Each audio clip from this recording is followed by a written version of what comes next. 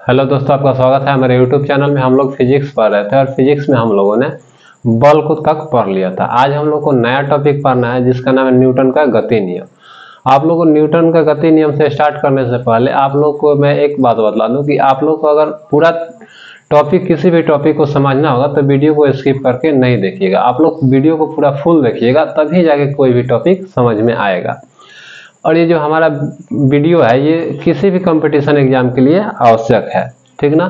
चाहे वो बिहार के लिए कोई भी एग्जाम हो, जैसे बिहार दरोगा, बिहार पुलिस, बिहार एसएससी, इसके लिए तो एकदम मोस्ट इंपॉर्टेंट है। प्लस रेलवे के लिए, यानी कि रेलवे में एनटीपीसी, ग्रुप डी और एएलपी, ये सब के लिए क्या है, ये मोस्ट इंपॉर्टेंट है, ठीक ना। यहाँ तक कि बीपीएससी तक के लिए आपको क्या करेगा, काम देगा। बीपीएससी पीटी तक के आपको क्या होगा, ये आपका वीडियो हेल्प करेगा। बशर्ते आप लोग वीडियो को पूरा भगा के ना देखें। पूरा आप लोग भगाइएगा तो टॉपिक समझ में नहीं आएगा। पूरा वॉच कीजिएगा तभी आपको क्या होगा, टॉपिक समझ में आएगा। आइए हम लोग समझते हैं न्यूटन के गति नियम को। आज हम लोग का टॉपिक है, कौन सा टॉपिक है, तो न्यूटन का गति नियम। न्यूटन का गति नियम। न्यूटन ने 3 प्रकार के गति के नियम को दिया था। न्यूटन ने 3 गति नियम को बतलाया था, 3 प्रकार के गति नियम को बताया था। फर्स्ट नियम हम लोग देखते हैं न्यूटन का। हम लोग बारी बारी से तीनों नियम को देखेंगे। न्यूटन का फर्स्ट नियम, फर्स्ट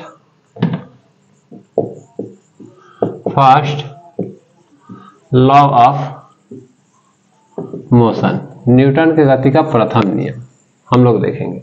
न्यूटन के गति के प्रथम नियम में न्यूटन ने कहा कि यदि कोई वस्तु विरामावस्था में है तो विरामावस्था में ही रहेगा, और यदि कोई वस्तु गति अवस्था में है तो गति अवस्था में ही रहेगा। जब तक, कब तक रहेगा, कि जब तक उस पर कोई बाहरी बल कार्य न करे। क्या कहा है न्यूटन ने, कि कोई वस्तु विरामावस्था में है, विरामावस्था में तो विरामा में ही रहेगा। यदि गतिशील है तो गतिशील अवस्था में ही रहेगा। ये कब तक रहेगा, कि जब तक इस पर कोई बाह्य बल कार्य न करे। क्या करे, कोई बाह्य बल कार्य न करे, तब तक ये वस्तु क्या करेगा, कोई भी वस्तु यानी कि कोई भी चीज ये अपने स्थिति को परिवर्तन नहीं करेगा। तो न्यूटन आया, अपने पहले नियम में यही बताया कि कोई भी वस्तु यदि गतिशील अवस्था में है तो गतिशील अवस्था में ही रहेगा। यदि वह विरामावस्था में है तो विरामावस्था में ही रहेगा। और कब तक रहेगा, जब तक इसमें कोई बाह्य बल आके कार्य न करे। क्या करे, कोई बाह्य बल आके कार्य ना करे। जैसे समझिएगा, बाह्य बल आप लोगों को समझ में नहीं आ रहा, हम बाह्य बल समझा रहे हैं। ये कोई वस्तु है, क्या है, ये कोई वस्तु है। ये वस्तु अभी रोका हुआ है। हम इसे कैसे कहेंगे कि ये विरामावस्था में है, तो जब आप लोग को मैंने मोशन पढ़ा रहा था तो बताया था कि समय के साथ अपनी स्थिति को परिवर्तन करेगा तो वो क्या करेगा, गति करेगा। और जो समय के साथ अपनी स्थिति को परिवर्तन नहीं करेगा वो क्या रहेगा, विरामावस्था में रहेगा। तो ये हम बोल रहे हैं कि ये वस्तु है, कोई क्या है, ये वस्तु है। और ये वस्तु क्या है, विरामावस्था में, यानी कि समय के साथ ये परिवर्तन अपनी स्थिति को नहीं कर रहा है। तो ये किस अवस्था में है, विरामावस्था में। किस अवस्था में है, विरामा में है, यानी कि रेस्ट अवस्था में, रोका हुआ है। अब ये रेस्ट अवस्था में, तो रेस्ट अवस्था में रहेगा जब तक इस पे क्या करेगा, बाह्य बल कार्य नहीं करेगा। मैंने एक बल लाया और यहाँ से बल लगा दिया, मैंने एक पी बल इस पे लगा दिया और पी बल लगा के इसको क्या किया, यहाँ से यहाँ ला दिया, यानी कि इसकी स्थिति में क्या किया, परिवर्तन कर दिया।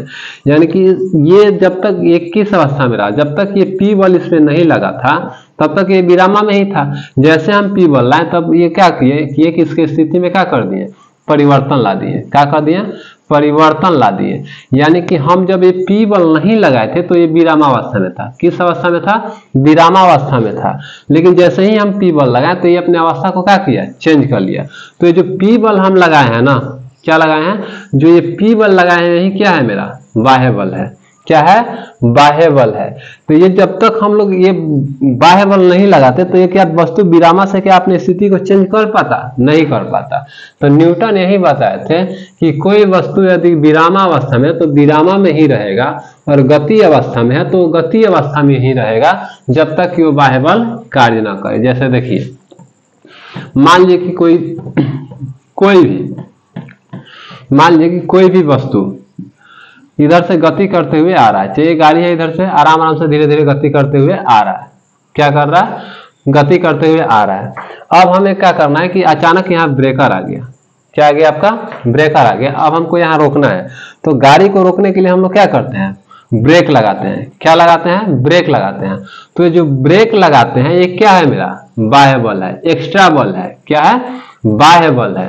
तो हम लोग ब्रेक लगा के इसके गति के वस्तु को क्या चीज में ला देते हैं, रेस्ट में ला देते हैं। क्या चीज में ला देते हैं, रेस्ट में ला देते हैं।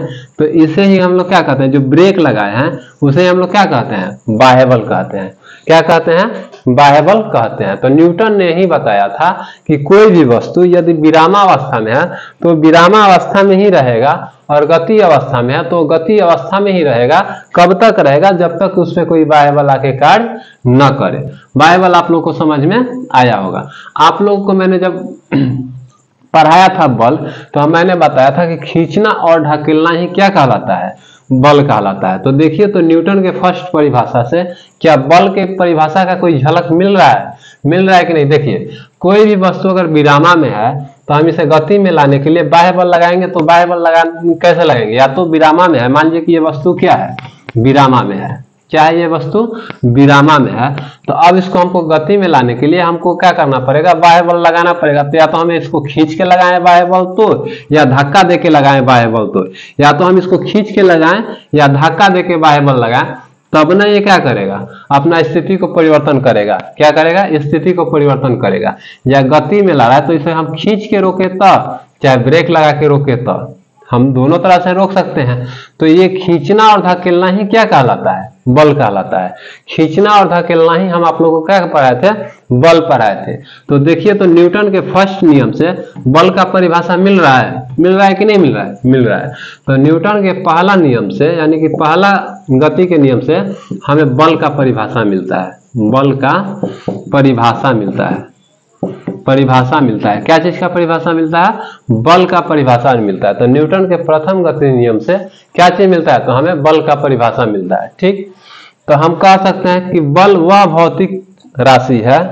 हम ये भी कह सकते हैं कि बल वह भौतिक राशि है जो किसी विरामा के वस्तु या गति के वस्तु को स्थिति को परिवर्तन करता है या परिवर्तन लाने की चेष्टा करता है, उसे ही हम क्या कहते हैं, बल कहते हैं। उसे ही हम क्या कहते हैं, बल कहते हैं। ठीक, आप लोग को ये समझ में आया कि ये प्रथम नियम से हमें क्या मिलता है, न्यूटन के प्रथम नियम से बल का परिभाषा मिलता है। क्या, किसका परिभाषा मिलता है, बल का परिभाषा मिलता है। तो हम बल का परिभाषा ये कह सकते हैं कि बल वह भौतिक राशि है जो किसी विरामावस्था में वस्तु को या किसी गतिशील वस्तु को क्या कर सकता है, स्थिति को परिवर्तन कर सकता है या परिवर्तन लाने की चेष्टा कर सकता है। उसे ही हम क्या कहते हैं, बल कहते हैं। जैसे परिवर्तन कर सकता है, जैसे मान लीजिए कि ये स्कूटी है, क्या है, ये हमारा स्कूटी है। तो स्कूटी को आराम से बल लगाइएगा तो उसको स्थिति में परिवर्तन कर दीजिएगा कि नहीं कर दीजिएगा, धक्का देके आराम से आगे बढ़ा दीजिएगा।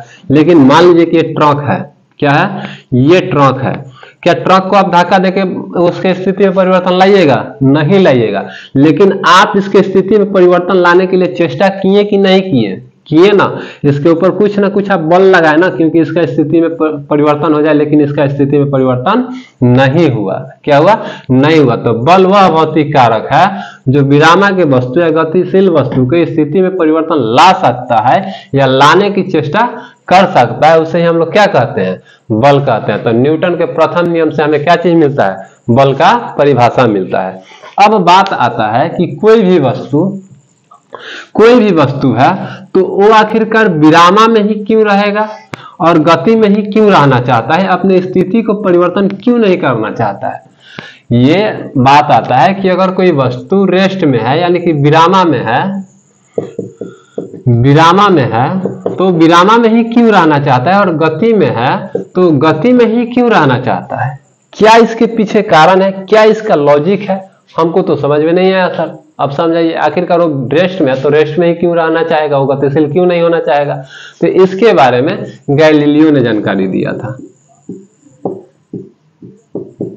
गैलीलियो ने जानकारी दिया था। गैलीलियो ने दूरबीन का खोज किया था। किसने जानकारी दिया था, गैलीलियो ने।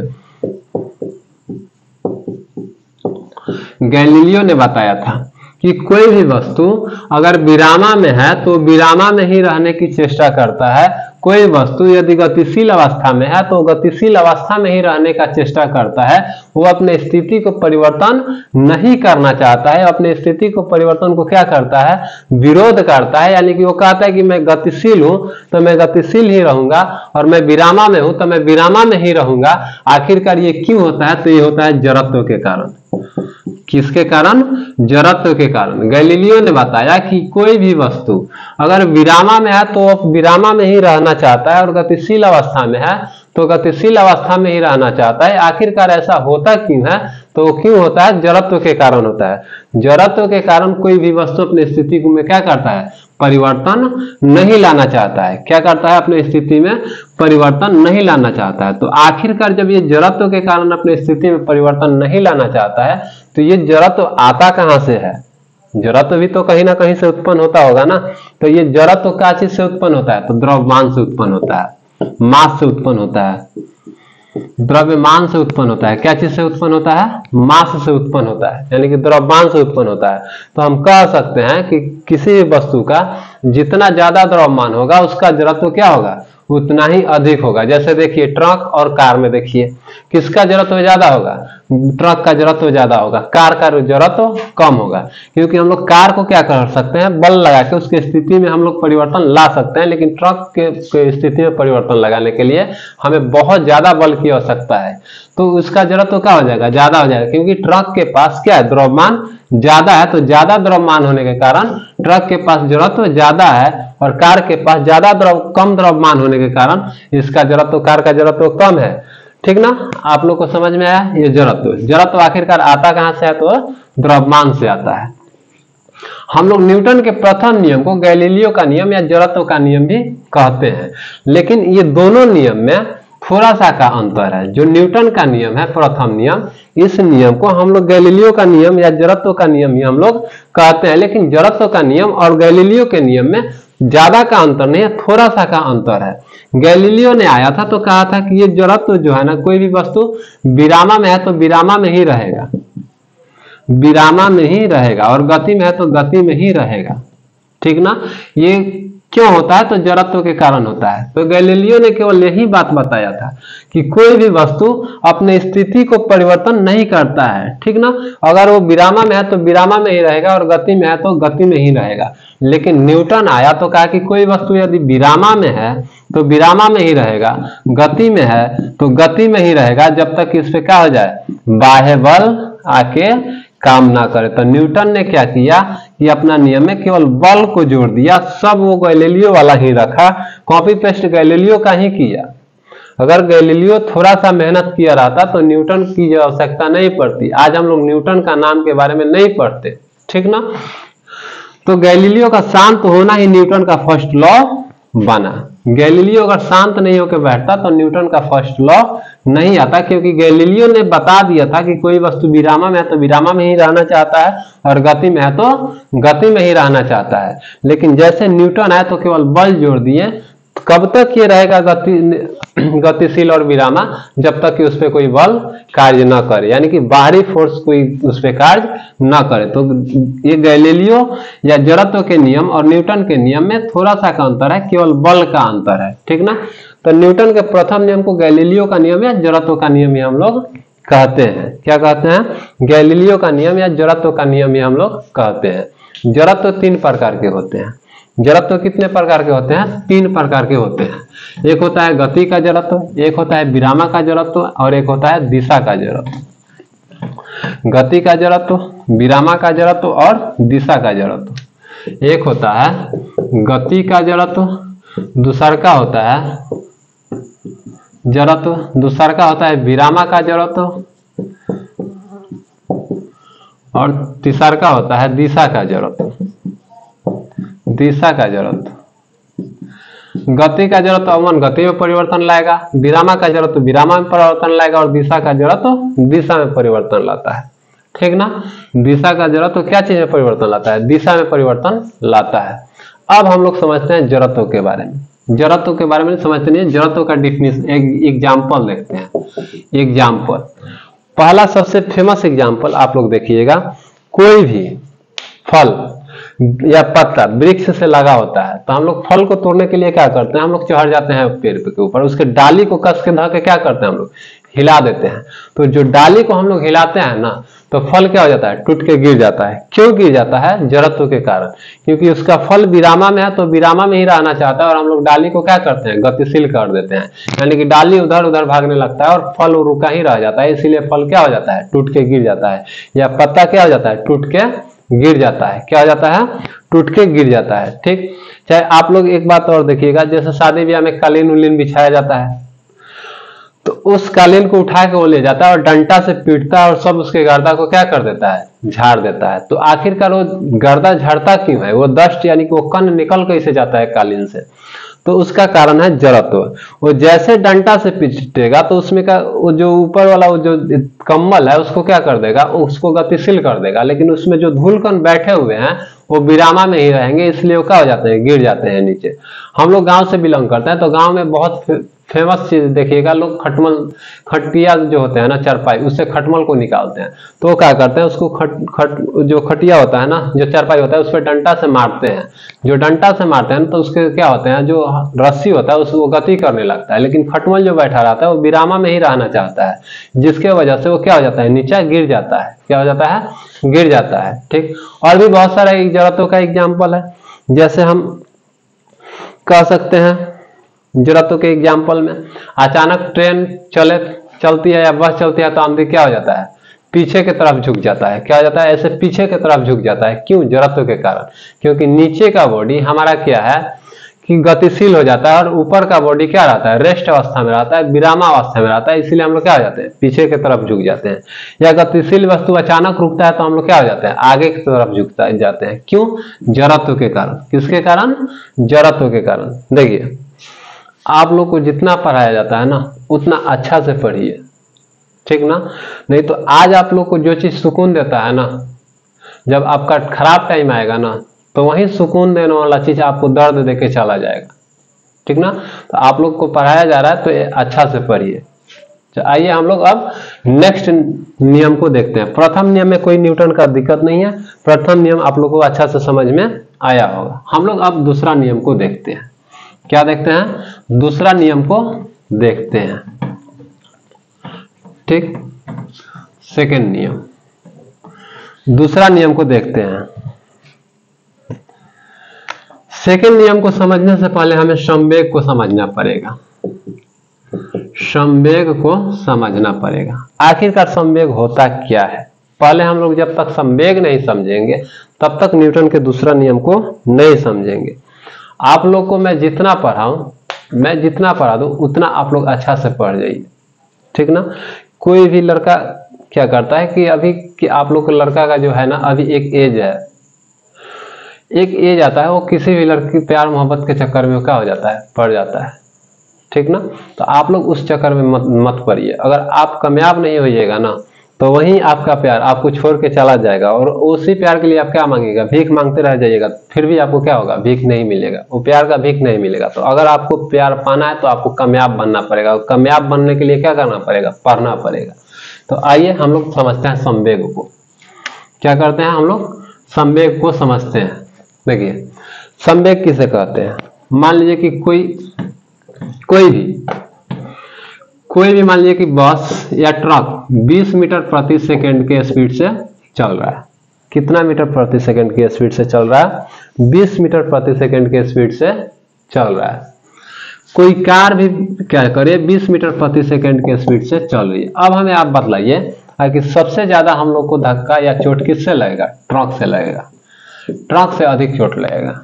ठीक, आप दूसरा बात बताइए हमको कि ये एक ट्रक है जो 20 मीटर प्रति सेकंड के स्पीड से चल रहा है। क्या कर रहा है, 20 मीटर प्रति सेकंड के स्पीड से चल रहा है, और एक कार 120 मीटर प्रति सेकंड के स्पीड से चल रही है। तो बताइए हमें कौन से ज्यादा चोट लगेगा, तो कार से लगेगा। किससे लगेगा, कार से लगेगा। किससे लगेगा, कार से। क्यों, क्योंकि इसका स्पीड ज्यादा है और इसका स्पीड क्या है, कम है। तो संवेग को हम कह सकते हैं द्रव्यमान और वेग के गुणनफल को क्या कहते हैं, संवेग कहते हैं। क्या कहते हैं, संवेग कहते हैं। तो द्रव्यमान और वेग के गुणनफल को क्या कहते हैं, संवेग कहते हैं। क्या कहते हैं? संवेग कहते हैं। द्रव्यमान और वेग के गुणनफल को संवेग कहते हैं। संवेग को P से सूचित करते हैं, द्रव्यमान को M से सूचित करते हैं और वेग को क्या से सूचित करते हैं? V से सूचित करते हैं। क्या चीज से सूचित करते हैं? V से सूचित करते हैं। यानी कि संवेग किस पे निर्भर करता है? द्रव्यमान और वेग पे निर्भर करता है। यानी कि कोई वस्तु कितना बल आरोपित करेगा, कोई वस्तु किसी भी वस्तु पे कितना बल आरोपित करेगा, ये क्या चीज पे निर्भर करेगा? द्रव्यमान और वेग पे। वो जितना भारी रहेगा, उसका जितना वेग रहेगा, वो उतना ही अधिक बल आरोपित करेगा। यानी कि संवेग क्या होता है? द्रव्यमान और वेग के गुणनफल को ही हम लोग क्या कहते हैं? संवेग कहते हैं। तो अब संवेग का एसआई मात्रक क्या होता है और यूनिट क्या होता है, और सॉरी डायमेंशन क्या होता है? डायमेंशन क्या होता है और एसआई मात्रक क्या होता है? तो देखिए, द्रव्यमान को हम लोग क्या चीज में मापते हैं? केजी में।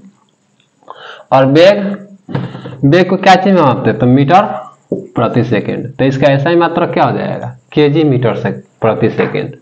अब डायमेंशन हम इसको क्या निकाल सकते हैं? केजी मीटर प्रति सेकेंड। होगा कि नहीं होगा? केजी को हम लोग क्या चीज में? एम से डिनोट करते हैं। और मीटर को क्या चीज में नापते हैं? एल से। और टाइम को क्या चीज में नापते हैं? टी से। टाइम को टी से मापते हैं। अब जैसे ट्रिपल बटा है तो ऊपर चला जाता है, और किसी के ऊपर पावर कुछ नहीं रहता है तो एक रहता है, और नीचे से ऊपर जाता है तो क्या हो जाता है? माइनस में हो जाता है। तो MLT-1 ये आपका क्या हो गया? बीमा हो गया। ये संवेग जो है ना, सदिश राशि है।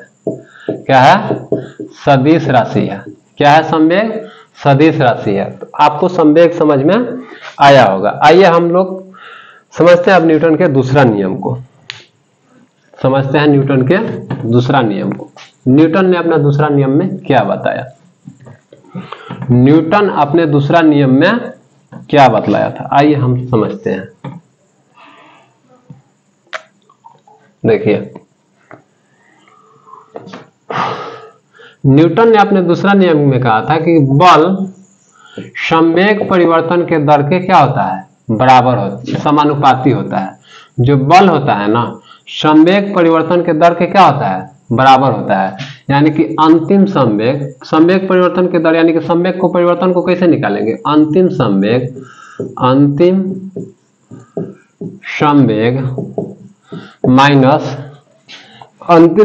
माइनस प्रारंभिक संवेग बट्टा समय। न्यूटन ने दूसरा नियम में कहा था कि बल संवेग परिवर्तन के दर के क्या होता है? समानुपाती होता है। क्या होता है? बल संवेग परिवर्तन के दर के क्या होता है? समानुपाती होता है। न्यूटन ने दूसरा नियम में यही बताया था कि बल संवेग परिवर्तन के दर के समानुपाती होते हैं। ठीक ना? क्या होता है? समानुपाती होता है। तो हम बल को F लिख सकते हैं ना। ये M संवेग को क्या चीज से डिनोट करेंगे? M माइनस V, M भी कर सकते हैं, माइनस MU बाई T कर सकते हैं कि नहीं कर सकते हैं? कर सकते हैं। लेकिन आप याद रखिएगा कि बल जो होता है ना, संवेग परिवर्तन के दर के समानुपाती होता है, लेकिन समय के क्या होता है? व्युत्क्रमानुपाती होता है। ये संवेग परिवर्तन के दर को क्या होगा? समानुपाती होगा, लेकिन क्या होता है? समय के क्या होता है? व्युत्क्रमानुपाती होता है। यानी कि समय बढ़ाइएगा तो क्या हो जाएगा? बल कम हो जाएगा। समय बढ़ाइएगा तो बल कम हो जाएगा। जैसे हम लोग एग्जाम्पल समझेंगे ना, तो इसी पे हम लोग ज्यादा समझेंगे। क्या होता है? समय, बल जो होता है ना, न्यूटन के दूसरा नियम में होता है बल समय का क्या होता है? व्युत्क्रमानुपाती हो जाता है। तो पहले हम लोग इसको समझते हैं, उसके बाद हम लोग व्युत्क्रमानुपाती को समझ लेंगे। चाहे यही समझ लीजिए, व्युत्क्रमानुपाती मतलब होता है उल्टा। अगर समय बढ़ेगा तो क्या हो जाएगा? बल कम हो जाएगा। और यदि बल बढ़ेगा तो समय क्या हो जाएगा? कम हो जाएगा। क्या हो जाएगा? कम हो जाएगा। ठीक ना? अब देखिए, हम यहाँ F को रहने देते हैं। क्या करते हैं? F को रहने देते हैं। तो यहाँ M को कॉमन निकाल लेते हैं, तो V minus U by T हो जाएगा। F समानुपाती M इंटू एक्सेलरेशन का ये फॉर्मूला है, V minus U by T acceleration कह सकते हैं। अब हम इसको किसी नियतांक से गुना कर देंगे, यानी कि K से गुना कर दे रहे हैं। K का मान कितना होता है? 1 होता है। तो F बराबर K इंटू MA। K का मान कितना होता है? F बराबर K का मान अगर 1 रखेंगे तो MA आएगा। ये क्या चीज है? बल का फॉर्मूला है। तो न्यूटन के दूसरा नियम से हमें बल का फॉर्मूला निकलता है। न्यूटन के दूसरा नियम से क्या निकलता है? बल का फॉर्मूला निकलता है। न्यूटन के दूसरा नियम से क्या निकलता है? बल का फॉर्मूला निकलता है। अब इसका एसआई मात्रक क्या होता है? तो इसका एसआई मात्रक देखिए, इसको मास को क्या करते हैं? केजी में मापते हैं, और त्वरण को क्या होता है? मीटर प्रति सेकेंड स्क्वायर, मीटर प्रति सेकेंड स्क्वायर। इसका मात्रक क्या आ जाएगा? केजी मीटर प्रति सेकेंड स्क्वायर या न्यूटन मीटर। क्या हो जाएगा? Newton metre. इसका बीमा क्या हो जाएगा? बीमा, तो बीमा हो जाएगा mLT-2। बीमा क्या हो जाएगा? mLT-2। और ये भी बल क्या है? सदिश राशि है। क्या है? सदिश राशि है। कौन सी राशि है? सदिश राशि है। कौन सी राशि है?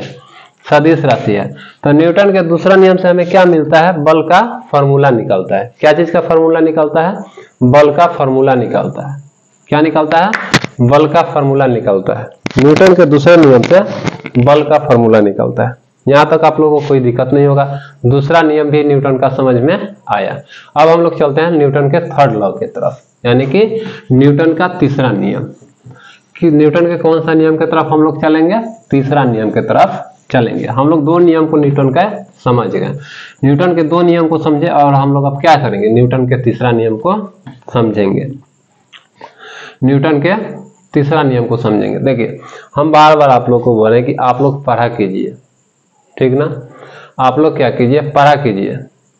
नहीं पढ़िएगा ना, नहीं कामयाब होइएगा ना, तो जिस आप किसी को नहीं छोड़िएगा, लेकिन जिसका दिल आपसे, मन और दिल आपसे भर जाएगा, वो आपको क्या करेगा? छोड़ के चला जाएगा। तो आपको क्या करना है? पढ़ना है। क्या करना है? पढ़ना है, ठीक ना?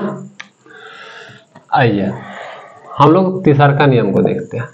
जैसे ये कोई वस्तु है, हम एक बल इस पे लगाएं, तो हम जितना बल लगाएंगे ना, जैसे मान लीजिए कि 10 न्यूटन का इस पे हम लोग बल लगाएं, तो ये भी 10 न्यूटन का बल दोबारा उस पे क्या करेगा? लगाएगा।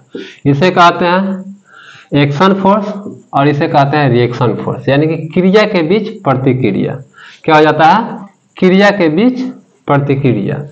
तो जो ये लगता है क्या है? एक्शन फोर्स है। जो प्रतिक्रिया करता है इसे क्या होता है? रिएक्शन फोर्स कहते हैं। क्या कहते हैं? रिएक्शन फोर्स कहते हैं। यानी कि क्रिया के बीच प्रतिक्रिया, यानी कि जितना ही आप आगे लगाइएगा बल, उतना ही क्या होगा? पीछे बल लगेगा। इसे ही हम लोग क्या कहते हैं? क्रिया के बीच प्रतिक्रिया, यानी कि एक्शन फोर्स और रिएक्शन फोर्स कहते हैं। एक्शन फोर्स और रिएक्शन फोर्स कहते हैं। इससे बल का प्राकृतिक का पता चलता है कि कितना चोट लगेगा, कितना नहीं लगेगा। जैसे आप इस दीवार पे 10 न्यूटन के बल से ऐसे मारिएगा ना, तो ये दीवार भी आपके हाथ पे क्या करेगा? 10 न्यूटन का बल लगाएगा। क्या करेगा? 10 न्यूटन का बल लगाएगा। जैसे हम लोग किसी को मारते हैं एकदम गाल पे सटाक देगा, तो जो गाल है ना, वो भी जितना न्यूटन का हम लोग यहाँ से बल लगाते हैं ना, उतना न्यूटन का बल गाल भी हमारा क्या करता है? लगाता है। लेकिन चोट लगता है गाल पे, क्योंकि गाल का जो त्वचा है क्या है? सॉफ्ट है तलहथी के अपेक्षा में। इसी तलहथी से दीवार पे मारिए, इस बोर्ड पे मारिए ना, आपकी तलहथी में चोट लगेगा, क्योंकि आपका तलहथी सॉफ्ट है किसके? बोर्ड की अपेक्षा, इसीलिए तलहथी में चोट लग गया। लेकिन आप जितना ही जोर से इस बोर्ड पे मारिएगा, यानी कि जितने न्यूटन, 20 न्यूटन या 30 न्यूटन, जितना न्यूटन के बल से आप इस बोर्ड पे मारिएगा तलहथी से, ये बोर्ड भी आपको उतना ही न्यूटन से बल लगाएगा। इसीलिए तो हमारे तलहथी में चोट लग गया। क्या लग गया? इसीलिए हमारे तलहथी में चोट लग गया। तो हम लोग को क्या होता है? ये तीसरा नियम से बल की प्रकृति का पता चलता है कि कितना चोट लगेगा और कितना चोट नहीं लगेगा। जैसे न्यूटन के तीसरा नियम पे रॉकेट काम करता है। क्या करता है? रॉकेट या जेट विमान काम करते हैं न्यूटन के तीसरा नियम पे। जैसे आप कूदिएगा ना, तो कूदते वक्त नाव क्या हो जाता है? पानी में पीछे चला जाता है और हम लोग कूद जाते हैं। जैसे गोली चलाते वक्त क्या करता है? बैक मारता है। वो किस नियम के कारण? न्यूटन के थर्ड नियम के कारण। रॉकेट किस नियम के कारण उड़ता है? न्यूटन के थर्ड नियम के कारण उड़ता है। तो हम लोग न्यूटन के तीनों नियम को समझे, अच्छा से समझे। आप लोग को समझ में आया होगा। आप लोग कृपया वीडियो को स्किप करके ना देखिएगा। अगर पूरा न्यूटन के नियम को अच्छा से समझना है तो आप लोग वीडियो को फुल वॉच कीजिएगा। आज भर इतना ही। हम लोग फिर मिलते हैं नेक्स्ट क्लास में। नेक्स्ट क्लास में हम लोग पढ़ेंगे गुरुत्वाकर्षण यानी कि ग्रेविटेशनल बल के बारे में। ठीक, आज भर इतना ही, फिर मिलता है नेक्स्ट क्लास में।